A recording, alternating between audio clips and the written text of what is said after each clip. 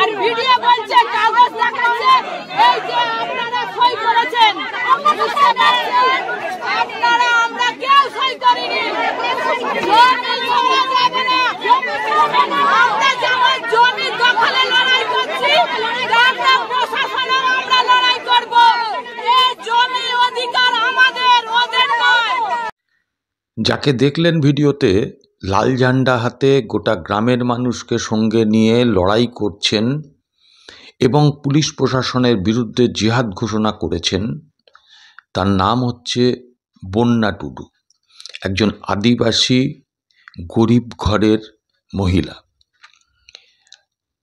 এই ঘটনাটা ঘটেছে গত 10ই মার্চ হুগলি জেলার ধনেখালি বিধানসভার দাঁতপুর গ্রামে। কি এমন ঘটল অনেকে হয়তো জানেন, আবার অনেকেই জানেন না। আজকে সেই ঘটনাটা আমি সামান্যভাবে বলে এই বন্যা টুডুর একটু বক্তব্য আপনাদের শোনাবো। তিনি যে লড়াই করছেন, তার কি কারণে লড়াইটা করছেন এবং এই লড়াইয়ের শেষটা কোথায়, সেইটা বলবেন বন্যা টুডু। আমি সবটা দেখাবো, বেশি সময় নেব না, ভিডিওটা অল্পের ওপরেই করব। আমি আপনাদের আপনজন অনির্বাণ চৌধুরী, আপনারা দেখছেন আমার ছোট্ট YouTube channel voice of Anirban. শুধু আপনাদের কাছে বলবো যে ভিডিওটা ভালো লাগলে একটু লাইক করে শেয়ার করে দেবেন, যাতে আরও মানুষ দেখতে পারে। এবং আপনাদের কাছে আমার স্বনির্বন্ধ অনুরোধ, আপনারাই আমার আপনজন, আপনারাই আমার পরিবার। আপনারা যারা নতুন দেখছেন আমার এই ভিডিও, তারাও আমার পরিবারের সঙ্গে যুক্ত হন।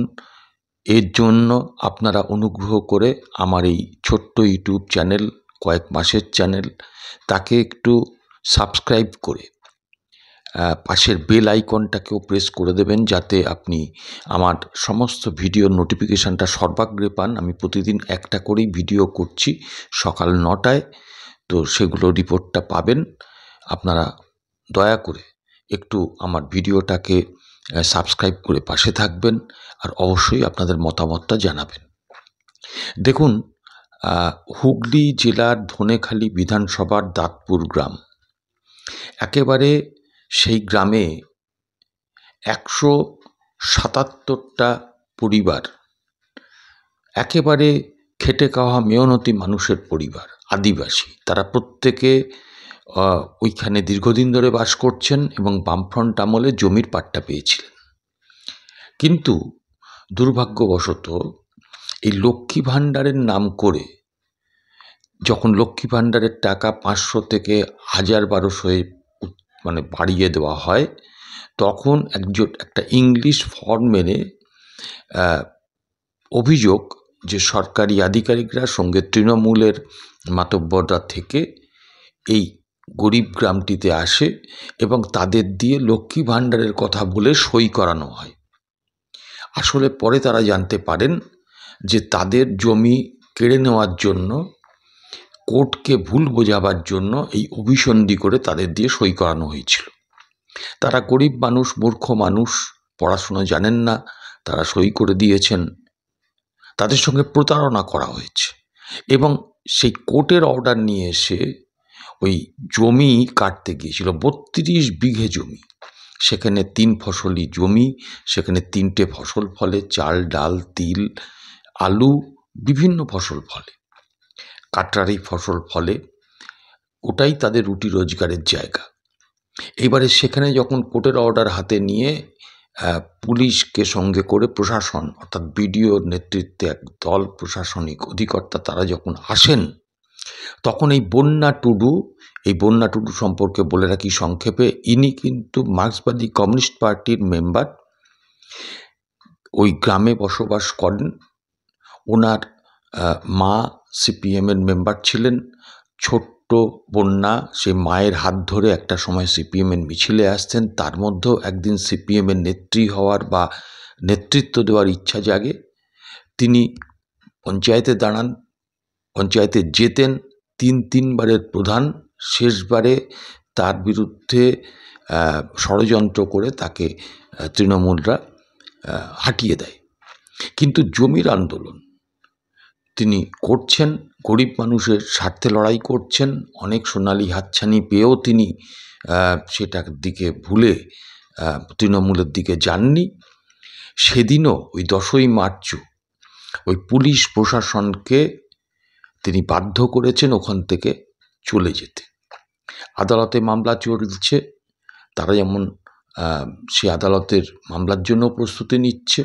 এবং এই বন্যা টুডু আগামী যে ব্রিগেড সমাবেশ হচ্ছে কৃষক এবং ক্ষেতমজুর সংগঠনের ডাকে, তার অন্যতম প্রধান বক্তা।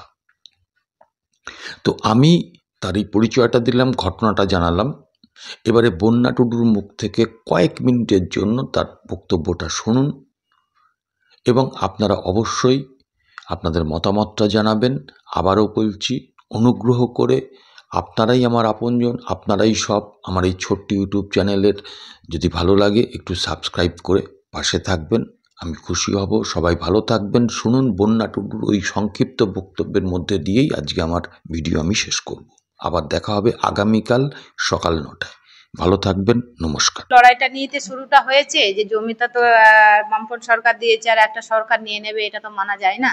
তাই 177টা পরিবার 32 বিঘে জমি, যে লড়াইটা, যে গরিব মানুষকে পাট্টা দেয়া জমি, যে কাগজ নোটিশ না আসা দেয়নি, তারা এসে পুলিশ প্রশাসন, বিডিও, এসডিও, ডিএম এসে জমি নিতে আসবে, সেটা তো মানা যায় না। পুলিশের ভূমিকা হচ্ছে গরিব মানুষ জমি, একটা সরকার, আমি তো বললাম একটা সরকার জমি দিয়েছে আর একটা সরকার নিতে আসছে, সেটা যে সরকার নিজে আসতে না পেরে পুলিশকে সামনে রেখেছে। যে অ্যাকচুয়ালি জমি নিতে আসে বিডিও থাকে, এসডিও থাকে, বিএলও থাকে, তারাই জমিটা উদ্ধার করে। কারণ হচ্ছে সারা সামনে আসতে না পেরে প্রশাসন পুলিশকে সামনে রেখে জমিটা উদ্ধার করার চেষ্টা করেছে। সেই উদ্ধারটা আমরা সফল করতে দিইনি।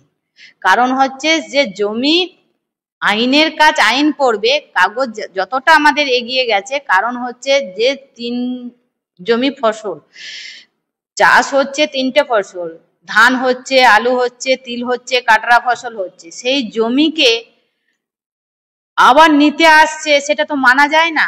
খেটে খাওয়া মানুষ, যাদের ওটা রুটি রুজির উপরে নির্ভর, তারা দিনের পর দিন সেই জমির উপরে চাষ করেছে, কাজ করেছে।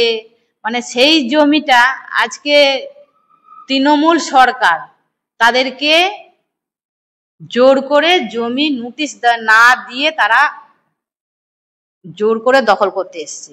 সেইটাই আমরা পুলিশের সামনে লড়াই করেছি, মেয়েরা এগিয়ে এসেছে। এ জমি আমরা ছাড়ছি না, ছাড়ব না।